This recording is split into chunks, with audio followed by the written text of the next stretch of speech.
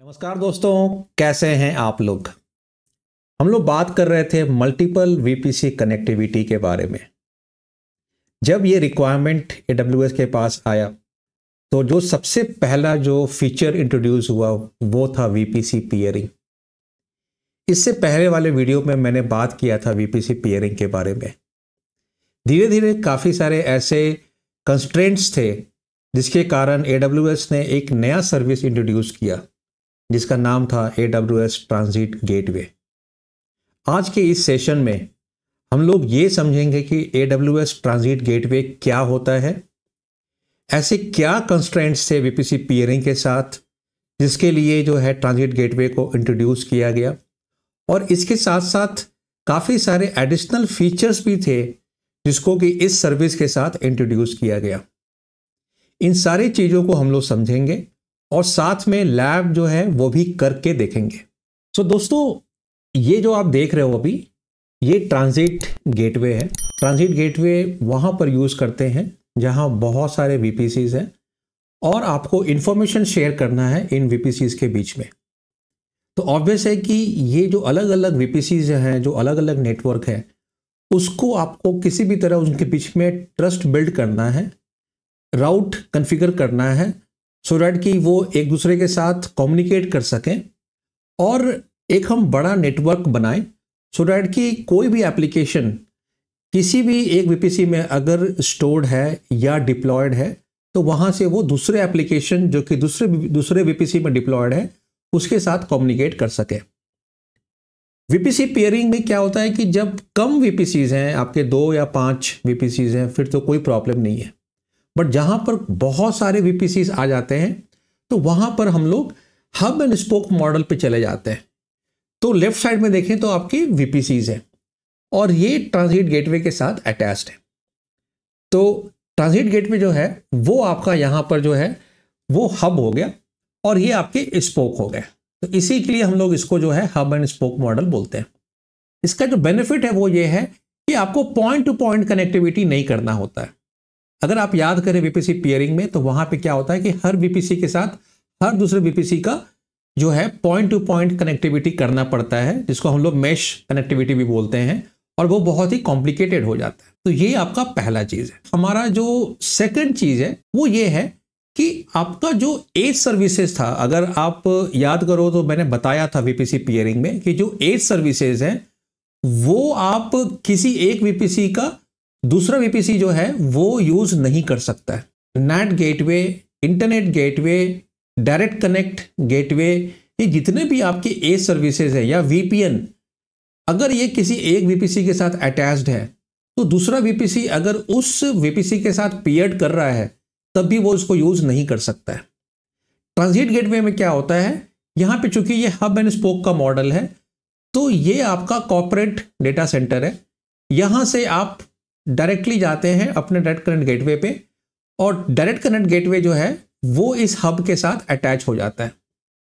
इसका बेनिफिट क्या है कि VPC 1, 2 एंड 3 ये तीनों अपने ट्रैफिक को, अपने डेटा को डेटा सेंटर में भेज सकता है using this direct connect gateway जो कि आपका एज सर्विस है। सेम है आपका VPN अटैचमेंट। और VPN अटैचमेंट जो होता है कि जब आपको मान लो site to site VPN connectivity करना है अपने VPC के साथ, तो अगर ये ट्रांजिट गेटवे नहीं है तब प्रॉब्लम्स होते हैं। वो प्रॉब्लम मैं आपको यहां बताता हूं कि मान लो आपका एक ये VPC था, यहां पे आपका VPN का गेटवे है, VPN का गेटवे है, और ये आपका डेटा सेंटर है जिसके साथ इसका कनेक्टिविटी है। जो सेकंड VPC है इसमें भी आपको वो चाहिए होता है VPN गेटवे। तो आप ये समझ लो कि जितने भी आपके VPCs हैं अगर उनको बात करना है डेटा सेंटर के साथ तो उन सबको चाहिए ये VPN गेटवे। अब यहां पे आप बोलोगे कि यहां पे हम VPC पेयरिंग क्यों नहीं यूज कर सकते हैं। मान लो कि ये जो गेटवे था इसको हमने हटा दिया। मान लो कि सिर्फ VPC जो 1 है और ये VPC 2 है। मान लो VPC 1 जो है यही सिर्फ उसी के पास VPN गेटवे है और ये हमारा VPC पेयरिंग है। अब आप बोलोगे कि चूंकि VPC पेयरिंग ऑलरेडी है 1 और 2 के बीच में, तो इसी को हम लोग यूज कर लेते हैं, फिर यहां से ट्रैफिक यहां ले जाएंगे, फिर यहां से वीपीएन से होके आ जाएंगे डेटा सेंटर पे। ये अलाउड नहीं है, वीपीसी पेयरिंग में ये अलाउड नहीं है। और ये कंस्ट्रेंट जो है ये ट्रांजिट गेटवे में हट जाता है। और सिर्फ कंस्ट्रेंट हटता ही नहीं है, आपको ये जितने भी मल्टीपल वीपीएन गेटवे पहले बनाने पड़ते थे वो भी आपका हट जाता है। और कैसे हटता है तो देखिए, यहां आपका डेटा सेंटर है, यहां आपका राउटर है, आपको सिर्फ एक बनाना है वीपीएन गेटवे, यहां पर आपको सिर्फ एक सिंगल बनाना है वीपीएन गेटवे, और ये तीनों वीपीसी जो है वो उसको यूज कर सकता है। एसडी वैन का भी सेम चीज है, अगर आपके पास एसडी वैन अप्लायंस है और उसको भी आपको यूज करना है तो वहां भी आप ट्रांजिट गेटवे को यूज करें। अब क्या है कि ट्रांजिट गेटवे जो है ये रीजनल सर्विस है।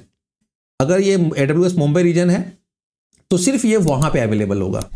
अब अगर मान लो ये अगर सिंगापुर रीजन में है, अगर ये सिंगापुर रीजन में है तो ये ट्रांजिट गेटवे जो है ये यहां पर इसका लोकल होगा, इस रीजन का लोकल होगा। तो अब AWS ने क्या किया कि आपको फीचर दिया पेयरिंग का। तो जिस तरह से आप वीपीसी का पेयरिंग करते थे उस तरह से आप ट्रांजिट गेटवे का भी पेयरिंग कर सकते हैं। और इसमें ट्रांजिट ट्रैफिक अलाउड है। इसका मतलब है कि यहां पे मान लो अगर कोई वीपीसी होता सिंगापुर रीजन में और वो इस ट्रांजिट गेटवे से अटैच्ड होता तो वो वीपीसी अपना डेटा यहां भेजता और यहां से डेटा यहां भेजता और यहां से डेटा वो किसी भी वीपीसी में भेज सकता था या वो डेटा सेंटर में भी भेज सकता था। मान लो आपका एक डेटा सेंटर है और आपके पास दो रीजन है, आपका जो AWS है वो दो रीजन में काम कर रहा है, एक मुंबई में और एक सिंगापुर में। यहां पे आपके बहुत सारे वीपीसीज हैं। तो ये जो सारे वीपीसीज हैं इनका अपना एक TGW है, ट्रांजिट गेटवे, और ये आपने क्या किया, ये आपने अटैच कर दिया यहां डेटा सेंटर के साथ, राइट। सिंगापुर जो है वहां पे भी आपके बहुत सारे वीपीसीज हैं और इनके अपने ट्रांजिट गेटवे हैं जहां से ये वीपीसी सारे कनेक्टेड है। अब ये वीपीसी को अपना डेटा शेयर करना है कोई एप्लीकेशन के साथ जो रन कर रहा है डेटा सेंटर पे।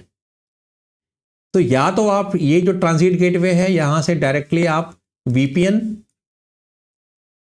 या डायरेक्ट कनेक्ट ये आप एस्टैब्लिश कर सकते हो। लेकिन इसमें क्या है, अगर आप इसको एस्टैब्लिश कर रहे हैं तो अगर ये वीपीसी को कम्युनिकेट करना है with any of this VPC तो वो नहीं कर सकते हो। दूसरा क्या तरीका है वो ये है कि इसके दोनों के बीच में आप पेयरिंग कर दो। तो उससे क्या होगा कि ये वीपीसी, अगर मान लो ये वीपीसी 1 है, ये 2 है, ये 3 है और ये 4 है। अब मान लो अगर वीपीसी 3 को 1 के साथ कम्युनिकेट करना है तो वो क्या करेगा, वो वीपीसी से ट्रांजिट गेटवे पे आएगा सिंगापुर वाले से जाएगा मुंबई वाले ट्रांजिट गेटवे पे, वहां से वो वीपीसी 1 पे आ जाएगा। अगर वीपीसी 3 को कम्युनिकेट करना है डेटा सेंटर के साथ तो वो यहां से आएगा ट्रांजिट गेटवे ऑफ सिंगापुर, वहां से वो जाएगा over peering transit gateway of Mumbai और वहां से चला जाएगा वो डेटा सेंटर में। तो आप ये सोचो कि आपका जो नेटवर्क टोपोलॉजी है, जो नेटवर्क आर्किटेक्चर है, वो कितना सिंप्लीफाई हो गया। अब हम लोग ना लैब करेंगे और लैब में हम लोग ये देखेंगे कि ट्रांजिट गेटवे जो है इसको कॉन्फ़िगर कैसे करते हैं। अब लैब में जाने से पहले एक बार जो एग्जाम्पल जो वीपीसीज हैं और ट्रांजिट गेटवे को कॉन्फ़िगर करने के लिए क्या क्या फीचर्स हैं, क्या क्या कॉन्फ़िगरेशंस हैं, उसको एक बार समझ लेते हैं। तो सबसे पहले हम लोग क्या करेंगे, एक ट्रांजिट गेटवे बनाएंगे। तो this is the very first thing कि हम लोग ट्रांजिट गेटवे बनाएंगे। ये एक कंटेनर है, अभी इसमें कुछ भी नहीं है, ये एक कंटेनर है, ब्लैंक कंटेनर जो है ये बन के तैयार हो जाएगा। और जब ये बनेगा तो इसके साथ एक डिफॉल्ट राउट टेबल भी क्रिएट होगा। ट्रांजिट गेटवे में मल्टीपल राउट टेबल्स हो सकते हैं। नाउ ये मल्टीपल राउट टेबल्स को यूज करके कैसे नेटवर्क सेगमेंटेशन करना होता है, ये बहुत ही इंटरेस्टिंग टॉपिक है। मैं किसी दिन इसके ऊपर भी वीडियो अलग से बनाऊंगा क्योंकि ये एक एडवांस टॉपिक है। उसके बाद अटैचमेंट बनाते हैं। अटैचमेंट क्या होता है? अटैचमेंट जो होता है ये एक ऐसा कॉन्फ़िगरेशन है जो कि आपको इस जो ट्रांजिट गेटवे जो है इसको लिंक करता है किसी भी स्पेसिफिक रिसोर्स के साथ। वो रिसोर्स कुछ भी हो सकता है, वो वीपीसी भी हो सकता है, वो वीपीएन गेटवे भी हो सकता है, वो डायरेक्ट कनेक्ट गेटवे भी हो सकता है। तो अलग अलग टाइप के अटैचमेंट्स हैं जो कि आप कॉन्फ़िगर कर सकते हैं। और इसका सिंपली मतलब ये होता है कि ये ट्रांजिट गेटवे जो है एज अ कंटेनर ये तो बन गया, ऐसे हब ये तो बन गया। अब इसको आपको अटैच करना है स्पेसिफिक एंटिटी के साथ। जब तक आप इसको अटैच नहीं करेंगे तब तक वो एंटिटी और इस ट्रांजिट गेटवे के बीच में ट्रस्ट बिल्ड नहीं होगा। ये जो VPC 1 है इसमें हमने सिंगल एजी लिया है और उसमें हमने प्राइवेट सबनेट और पब्लिक सबनेट दोनों बनाया है। प्राइवेट में हम लोग एक ENI बनाएंगे और पब्लिक में मैंने एक NAT गेटवे को रखा है। अब ये इंटरेस्टिंग है ट्रांजिट गेटवे सबनेट। तो एज अ बेस्ट प्रैक्टिस आप हमेशा जो ट्रांजिट गेटवे का जो एंड पॉइंट है, जो उसका नेटवर्क इंटरफेस है, वो आप एक अलग सबनेट में रखना। तो ये जो सबनेट है, ये सबनेट मेनली हम लोग ट्रांजिट गेटवे के लिए ही यूज करेंगे। क्यों चाहिए? क्योंकि ट्रांजिट गेटवे को जब आप अटैच करते हैं किसी VPC के साथ, तो इसका मतलब होता है कि ट्रांजिट गेटवे जो है ना अपना वो एक नेटवर्क इंटरफेस इस VPC के अंदर में बनाता है। और ये जो इंटरफेस है ये बनाने के लिए वो बोलता है कि किस सबनेट में बनाना है। ना यहां पे बहुत जरूरी है एक चीज कि ये आपका सिंगल एजी है, तो आपने यहां पे सिंगल सबनेट रखा है। जहां आपका मल्टी एजी है वहां पे आपके हमने 2 सबनेट रखा है। अब ये एग्जाम क्वेश्चन भी है और ये आपको भी समझना है कि अगर आपके पास 2 एजी है तो AZ1 और AZ2 में एटलीस्ट एक सबनेट पे इसका नेटवर्क इंटरफेस बनना चाहिए, सो डैट कि जो भी वर्कलोड को कम्युनिकेट करना है ट्रांजिट गेटवे के साथ वो उसी AZ का जो नेटवर्क इंटरफेस है उसी के थ्रू होकर जाए। अगर ये हम नहीं बनाते मान लो और सिर्फ ये वाला बनाते तो क्या होता कि AZ1 का जो इंस्टेंस है उसको भी अगर जाना होता ट्रांजिट गेटवे पे तो वो अपने पैकेट को, डेटा को पहले यहां भेजता दूसरे वाले AZ में और फिर यहां से वो डेटा होकर जाता। तो इससे क्या है कि एक तो लेटेंसी बढ़ता क्योंकि आप मल्टी AZ में कर रहे हैं, और दूसरा आपका इंटर AZ का जो आपका डेटा ट्रांसफर चार्ज है वो आपका ऐड हो जाता। अगर आपके पास मान लो AZ1 में 4 या 5 सबनेट है बट आप ट्रांजिट गेटवे का एटलीस्ट एक सबनेट उस AZ में रखिएगा, तो उससे क्या हो कि जितने भी वर्कलोड होंगे इस AZ में वो सारे वर्कलोड उसी ENI से होकर जाएंगे। और यही देख लीजिए कि VPC 2 जो है जहां के हमारे सिंगल AZ है वहां मैंने फिर एक ही रखा है। यहां पे अगर मैं एक और बनाता ट्रांजिट गेटवे का सबनेट तो वो एडिशनल हो जाता, उसका कोई जरूरत नहीं था। अब आप सोच रहे होंगे कि VPC 1 में मैंने NAT गेटवे और इंटरनेट गेटवे क्यों दिया है। ये एडवांस टॉपिक है, मैं नेक्स्ट वीडियो में बताऊंगा। वो ये कि जब आपके पास बहुत सारे VPCs हो जाते हैं, आप नहीं चाहते हो कि इनका हर VPC में हम NAT गेटवे रखें, हर VPC में हम जो है इंटरनेट गेटवे रखें। आप चाहते हो कि मेरे पास एक सेंट्रलाइज्ड ही हो। उस केस में भी आप ट्रांजिट गेटवे को यूज करके वो कॉन्फ़िगर कर सकते हो। वो कैसे करते हैं कॉन्फ़िगरेशन वो मैं बताऊंगा नेक्स्ट वाले वीडियो में। तो ये मेरा VPC 1 है। इसके अगर आप रिसोर्स मैप में जाते हैं तो आप देखिए कि सिंगल AZ है, AP साउथ 1 है, और हमने 3 बनाया है सबनेट, एक पब्लिक, एक प्राइवेट और एक बनाया है ट्रांजिट गेटवे के लिए। ये बहुत इंपॉर्टेंट है। और प्राइवेट और ट्रांजिट गेटवे दोनों का हमने सेम रखा है राउट टेबल, जो कि इंटरनेट के लिए जाता है NAT गेटवे पे। यही एक ऐसा VPC है जिसमें कि हमने NAT गेटवे और इंटरनेट गेटवे दोनों रखा है। सेम आप अब देखो आप VPC 2 में, तो इसके भी रिसोर्स मैप में आप देखो हमने अब सिर्फ 2 सबनेट रखा है, एक प्राइवेट और एक ट्रांजिट गेटवे। जैसा मैंने कहा था ट्रांजिट गेटवे का आपको अलग से रखना है सबनेट। थर्ड जो है वो है आपका VPC 3। इसके देखते हैं रिसोर्स मैप। यहां पे देखिए 2 AZ है, यहाँ पे AZ1A, AP साउथ 1A और AP साउथ 1B। अब यहाँ पे देखिए आप तो ट्रांजिट गेटवे का हमने दोनों एजी में हमने एक एक रखा है ट्रांजिट गेटवे का सबनेट। तो दोस्तों अब हम लोग सबसे पहले स्टेप में आते हैं, वो है कि ट्रांजिट गेटवे जो कि एक ब्लैंक कंटेनर है उसको हम लोग पहले फॉर्म कर लेते हैं, क्रिएट कर लेते हैं। उसके लिए वीपीसी का जो कंसोल है उसमें आप लेफ्ट हैंड साइड में देखेंगे ट्रांजिट गेटवे का ऑप्शन है, यहां पर आप आओ और यहां पर आकर आप क्रिएट ट्रांजिट गेटवे करें। हम लोग बोलेंगे मल्टी वीपीसी टीजीडब्ल्यू, इसी को हम कॉपी करके यहां पर लिख देते हैं। यहां पर आप ऑटो एएसएन नंबर के लिए छोड़ दीजिए कि जो भी डिफॉल्ट ऑटो एएसएन नंबर जो एलोकेट होगा वो इसको मिल जाएगा। साइडर रेंज का जरूरत नहीं है, ये जनरली आप जब आप कनेक्ट करते हैं ओवर डायरेक्ट कनेक्ट या फायरवॉल के साथ तब इसका जरूरत पड़ता है, अभी ये ऑप्शनल है, इसको हम लोग भी छोड़ देते हैं। और ये कंटेनर जो है ट्रांजिट गेटवे का वो हम लोग बना लेते हैं। तो अब देखिए ये आपका ट्रांजिट गेटवे आपका ये बन गया, और जब ये बना तो आपको एक राउट टेबल भी जो है डिफॉल्ट ये बनाकर दे दिया। अब इसमें दो तरह से राउटिंग होता है, एक होता है जो कि स्टैटिक राउटिंग होता है और दूसरा होता है जो कि प्रोपेगेशन होता है।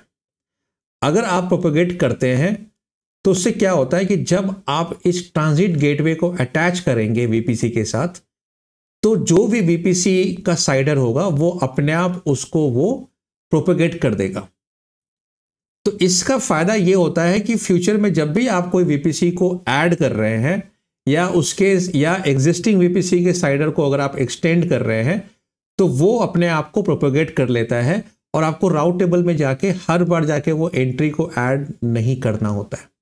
तो ये जो ट्रांजिट गेटवे है इसका ये राउट टेबल आईडी है, इसको अगर आप क्लिक करेंगे तो अभी तक देखें कि इसके अंदर कुछ भी नहीं है। और क्यों नहीं है? क्योंकि अभी तक हमने कोई भी अटैचमेंट कॉन्फ़िगर नहीं किया है, तो इसलिए हम लोग सबसे पहले अब क्रिएट करेंगे अटैचमेंट और उसके बाद उसको एसोसिएट करेंगे इस स्पेसिफिक राउट टेबल के साथ। आप जो है ट्रांजिट गेटवे में मल्टीपल राउट टेबल्स ऐड कर सकते हैं और यही कारण है कि ये एनेबल करता है नेटवर्क सेगमेंटेशन को। इसका मतलब कि आप डेफ का अलग रखो, प्रॉड का अलग रखो, इंटरनेट बाउंड ट्रैफिक का अलग रखो, डीसी बाउंड ट्रैफिक का अलग रखो। तो ये बहुत ही एक यूजफुल फीचर है और ये भी हम लोग एडवांस टॉपिक में करेंगे अपने आने वाले वीडियो में। तो दोस्तों अब हम लोग ट्रांजिट गेटवे अटैचमेंट बनाते हैं। लेफ्ट हैंड साइड में आप देखें ये लिंक है ट्रांजिट गेटवे अटैचमेंट, यहाँ पर क्लिक करेंगे, यहाँ पर देंगे VPC1 का, पहले VPC1 TGW अटैच। इसको ना कॉपी कर लेते हैं क्योंकि ये सिमिलर चाहिए मुझे बाकी के लिए भी। कौन सा ट्रांजिट गेटवे चाहिए? तो मल्टी वीपीसी ट्रांजिट जो हमने बनाया था। और किस टाइप का अटैचमेंट है? तो ये वीपीसी है क्योंकि हम लोग वीपीसी को अटैच करने वाले हैं। अगर याद करें तो मैंने बताया था कि और भी होते हैं, जैसे VPN है, पेयरिंग कनेक्शन है, कनेक्ट है। ये पेयरिंग क्या है? ये है ट्रांजिट गेटवे का पेयरिंग। तो VPC1 हम लोग यहाँ से ले लेंगे और VPC1 में कौन सा सबनेट है जो हम लोग को लेना है? तो जो हमने बनाया था ट्रांजिट गेटवे के लिए वो लेंगे सबनेट, प्राइवेट वाला नहीं लेंगे, ट्रांजिट गेटवे वाले को लेंगे। और इस तरह से हमने बना दिया अटैचमेंट ट्रांजिट गेटवे का VPC1 के साथ। सिमिलरली हम लोग यही रिपीट करेंगे VPC2 के साथ। क्विकली कर लेते हैं। ट्रांजिट गेटवे मेरा वही है, VPC टाइप है, VPC ID जो है ये मेरा VPC2 हो गया और इसमें जो सबनेट है वो मेरा TGW वाला है और ये हमने क्रिएट कर लिया। VPC3 जो है थोड़ा ये अलग होगा और वो आप गेस करो कि क्यों अलग होगा। ये VPC3 है, ये आपका मल्टी VPC हो गया, अटैचमेंट टाइप VPC, यहाँ से VPC3 करेंगे, VPC3 आ गया। ये डिफरेंस है। अब देखो यहाँ पे दो सबनेट दिखा रहा है, क्यों? क्योंकि हमारे पास दो AZ है, तो हमको हर AZ में से एक सबनेट को सेलेक्ट करना है। ये हम TGW यहाँ पे भी और यहाँ पे भी हमको TGW ही सेलेक्ट करना है और ये मेरा बन गया। अब आप देखो कि मेरा जो तीनों VPC है उसके साथ ट्रांजिट गेटवे का अटैचमेंट बन गया। सो दोस्तों, अब जो है अटैचमेंट जब बन गया तो वो अटैचमेंट अपने आप को डिफॉल्ट राउट टेबल जो था ट्रांजिट गेटवे का उसके साथ एसोसिएट कर लिया और प्रोपेगेशन को भी एनेबल कर दिया। यहीं पर अगर आपका अपना कस्टम राउट टेबल होता, एडिशनल राउट टेबल होता ट्रांजिट गेटवे पे, तो वो आपको अलग से एक्सप्लिसिटली एसोसिएट करना होता। क्योंकि ये डिफ़ॉल्ट था तो ये अपने आप एसोसिएट हो गया है। इसको हम लोग भी देखते हैं। तो आप ट्रांजिट गेटवे में आ जाएं। यहाँ पे जो हमारा बना हुआ है उसके राउट टेबल पे जाते हैं। इसका जो राउट टेबल है यहाँ पे आप देखें अब, तो ये तीनों जो अटैचमेंट है वीपीसी का, वीपीसी 1, 2 एंड 3, ये तीनों का अटैचमेंट यहाँ पर बना हुआ है। प्रोपोगेशन देखें तो यहाँ पर भी ऑलरेडी प्रोपोगेटेड है। अब हम लोग देखते हैं राउट्स में कि क्या क्या राउटिंग में किया हुआ है। तो तीनों वीपीसी का जो साइडर रेंज है वो यहाँ मेंशन किया हुआ है और साथ में जो अटैचमेंट आईडी है वो दिया हुआ है। कौन सा वीपीसी है उसका आईडी दिया हुआ है। अब इसको हम थोड़ा समझ लेते हैं कि इसका मतलब क्या है। इसका मतलब ये है कि अगर कोई डेटा पैकेट है जिसमें कि जो डेस्टिनेशन आईपी एड्रेस है वो इस साइडर रेंज के अंदर फॉल करता है, तो ये जो अटैचमेंट है इस पे जाओ, टेक दिस अटैचमेंट, और ये अटैचमेंट आपको कहां लेकर जाएगा, वो आपको इस वीपीसी पे लेकर जाएगा। और ये वीपीसी कौन सा है, तो यहां हम लोग देखते हैं कि ये कौन सा वीपीसी है। ये आपका वीपीसी 1 है जिसका कि साइडर आप देखेंगे तो 70.0.0.0/16 है। सेम जो है आपका यहां पर जो है वीपीसी 2 और सेम जो है ये वीपीसी 3 के लिए। यहीं पर अगर ये वीपीएन होता या अगर ये डायरेक्ट कनेक्ट गेटवे होता तो आपका जो वीपीएन मान लीजिए अगर डेटा सेंटर का होता तो डेटा सेंटर का जो साइडर है वो यहां पर होता और उसका जो आपने क्रिएट किया होता अटैचमेंट वो यहां पे आईडी आता और वो वीपीएन का जो वीपीएन गेटवे आईडी जो है वो यहां पर होता और यहां पे रिसोर्स टाइप में वीपीएन होता। तो इस तरह से जो है ट्रांजिट गेटवे में जो राउटिंग है वो इस तरह से होता है कि डेस्टिनेशन पैकेट, डेस्टिनेशन जो आईपी है उसके बेसिस पे वो ये निकालता है कि कौन से अटैचमेंट को लेना है, कौन से अटैचमेंट पे जाना है, कौन से ब्रिज होकर जाना है और वो ब्रिज आपको कहाँ लेकर जाएगा। वो आपके वीपीसी में लेकर जाएगा, वो वीपीएन में लेकर जाएगा या वो डायरेक्ट कनेक्ट गेटवे पे लेकर जाएगा। हमने ट्रांजिट गेटवे बना लिया, हमने वीपीसी को अटैच कर लिया, जो राउटिंग कॉन्फ़िगरेशन है वो अपने आप स्टैब्लिश भी हो गया।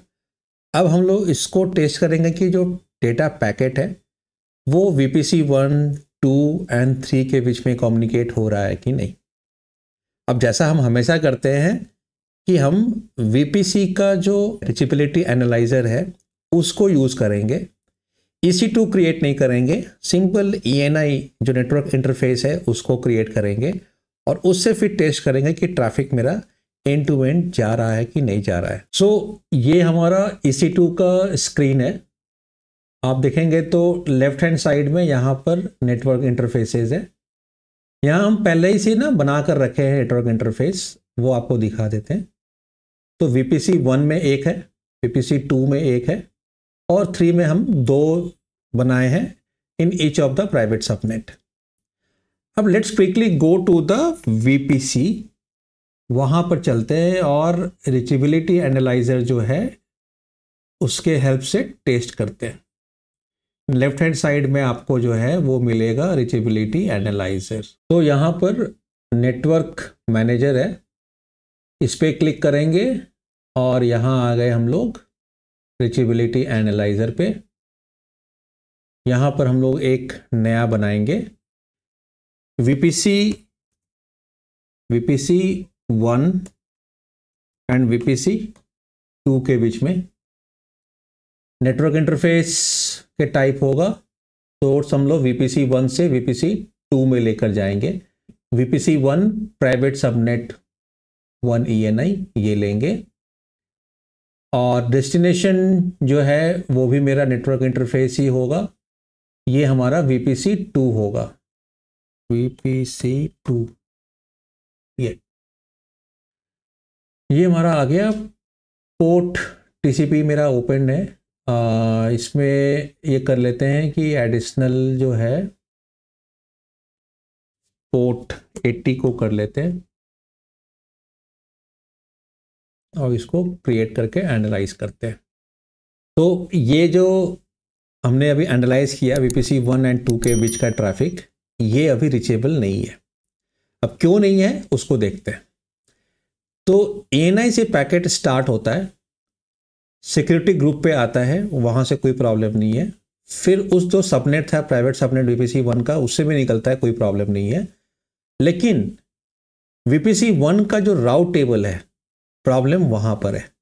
क्या प्रॉब्लम है कि नो रूट टू डेस्टिनेशन। इसका मतलब कि वहाँ से कहाँ जाएगा, वो जो VPC है वहाँ से कहाँ जाएगा, उसका कोई डेस्टिनेशन राउट जो है कॉन्फ़िगर्ड नहीं है। तो यहाँ पे क्या मिसिंग है कि जो VPC1 का जो राउट टेबल है वहाँ पर हम लोगों को राउटिंग कॉन्फ़िगर करना होगा। तो वो पहले हम लोग यहाँ पे करते हैं, एक नए टैब में ओपन कर लेते हैं और इस टैब में यहाँ पर आते हैं, ये राउट्स पे आते हैं और इसके में हम लोग ऐड करते हैं।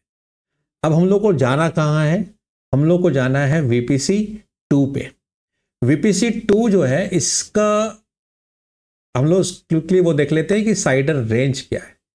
VPC2 का जो साइडर रेंज है वो है 80.0.0.0/16। इसको कॉपी कर लेते हैं और यहाँ पर आते हैं राउट टेबल में और इस राउट टेबल में ऐड करते हैं कि अगर आपको जाना है VPC2 पे तो आप ट्रांजिट गेटवे होकर जाना। आप तो ये ट्रांजिट गेटवे होकर जाना, और ट्रांजिट गेटवे में कौन सा अटैचमेंट, VPC1 का जो अटैचमेंट है, और इसको आप सेव कर दो। तो ये जो प्रॉब्लम है आपका, ये अब आपका रिजॉल्व हो जाएगा, क्योंकि हमने अब VPC का जो राउट टेबल है उसमें भी हमने राउटिंग कॉन्फ़िगरेशन कर दिया है कि अगर 80.0.0.0/16 जो कि VPC2 का साइडर है, अगर वहाँ जाना है तो ट्रांजिट गेटवे से होकर जाओ। और ब्रिज कौन सा है, तो VPC1 का जो अटैचमेंट है। तो फिर से एनालाइज करते हैं, तो हम लोग रीरन करते हैं।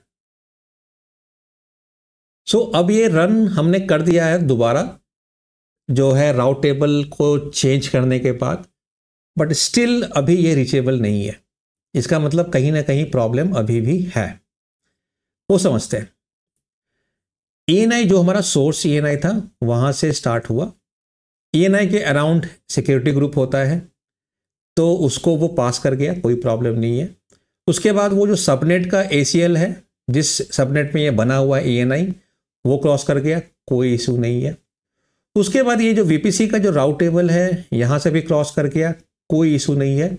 ये राउट टेबल क्रॉस करने के बाद वो ट्रांजिट गेटवे जो है यहाँ पे वो पहुँच गया, और ट्रांजिट गेटवे के बाद जो आपका जो अटैचमेंट है उसका जो ACL है उसको भी ये जो है इसको कोई प्रॉब्लम नहीं हुआ, क्योंकि ये ACL किसका है, ये ACL है जो अटैचमेंट का जो ENI है।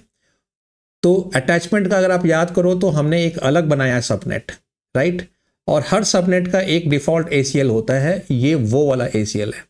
तो ENI से जब आपका पैकेट निकला तो वो कहाँ गया, वो ट्रांजिट गेटवे का जो ENI जहाँ बना हुआ है सबनेट में वो वहाँ गया, और वहाँ का जो ACL है उसको भी ये क्रॉस कर गया, ये वो वाला ACL है। वहाँ से ये ENI को भी क्रॉस किया। ये ENI कौन सा है, ये VPC1 के अंदर में, VPC1 में जो ट्रांजिट गेटवे का अटैचमेंट बना हुआ है उसका ये ENI है। वहाँ से भी ये चला गया, कोई दिक्कत नहीं हुआ। उसके बाद वो फाइनली जो VPC1 का जो ट्रांजिट गेटवे अटैचमेंट है वहाँ तक पहुँच गया, मतलब कि ट्रांजिट गेटवे पे अब ये पहुँच गया। अब ये VPC1 को छोड़ दिया पैकेट और अलविदा करके अब वो ट्रांजिट गेटवे के अंदर पहुँच गया। ट्रांजिट गेटवे के अंदर पहुँचने के साथ सबसे पहले उसको अब मिलेगा राउट टेबल, क्योंकि ट्रांजिट गेटवे को अब ये जानना है कि ये पैकेट को मुझे लेकर जाना कहाँ है। अब चूंकि उसमें 80.0.0.0/16 का दिया हुआ डेस्टिनेशन जो कि VPC2 का डेस्टिनेशन है, तो राउट टेबल जो है वो आइडेंटिफाई किया कि इसको ना VPC 2 का जो ट्रांजिट गेटवे अटैचमेंट है उसके पास लेके जाओ।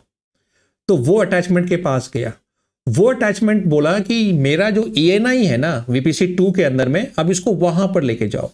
तो ये जो ENI है वो है VPC 2 का जो अटैचमेंट जो बना हुआ है ट्रांजिट गेटवे सबनेट के अंदर में, ये वहां का ENI है।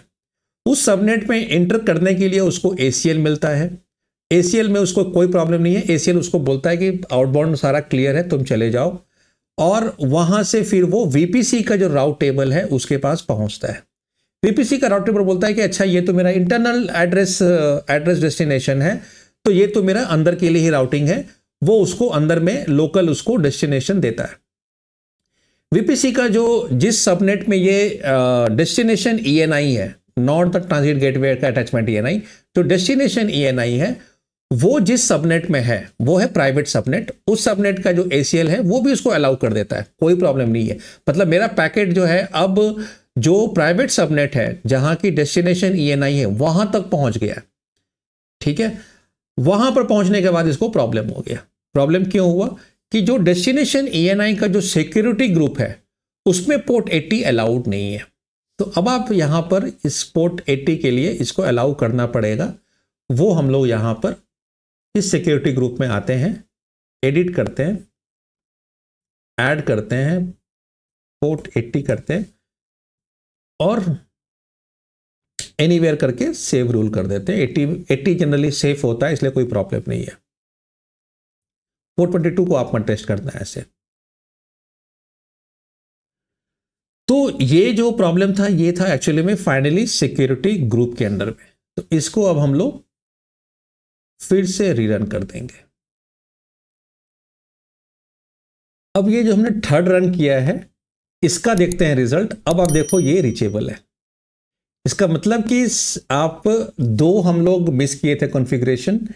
एक जो कि VPC 1 का जो राउट टेबल था वो हम लोग मिस आउट किए थे, और दूसरा जो है कि VPC 2 में जो सिक्योरिटी ग्रुप है वहां पे हम लोग वो एंट्री को मिस किए थे।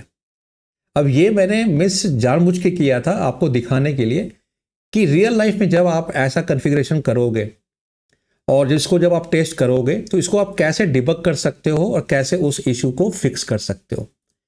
इसको बताने का एक और भी कारण ये था कि मैं आपको चाहता था दिखाना कि ट्रांजिट गेटवे अटैचमेंट में एक जो पैकेट है वो सोर्स से लेकर डेस्टिनेशन तक किस किस जगह से होकर जाता है। सो दोस्तों आज का जो ये वीडियो है ये यहीं पर समाप्त करते हैं। दो काफ़ी इंटरेस्टिंग टॉपिक है ट्रांजिट गेटवे को लेकर। पहला है कि सेंट्रलाइज्ड इंटरनेट इनग्रेस और इग्रेस ये कैसे करें, जो मैंने आपको दिखाया था डायग्राम में। एक वो टॉपिक है जो कि मैं अगले वीडियो में लेकर आऊँगा। और जो दूसरा टॉपिक है वो है नेटवर्क सेगमेंटेशन, कि मल्टीपल राउट टेबल जो है ट्रांजिट गेटवे में उसको यूज़ करके हम लोग नेटवर्क सेगमेंटेशन कैसे अप्लाई कर सकते हैं, कैसे इंप्लीमेंट कर सकते हैं। आज के लिए इतना ही काफ़ी है। आगे आने वाले वीडियो में हम फिर से मिलेंगे। अगर ये वीडियो पसंद आया है तो आशा करते हैं कि आप इसको लाइक ज़रूर करेंगे, और मेरा मनोबल बढ़ाने के लिए आप मेरे चैनल को सब्सक्राइब जरूर करें। तब तक के लिए धन्यवाद।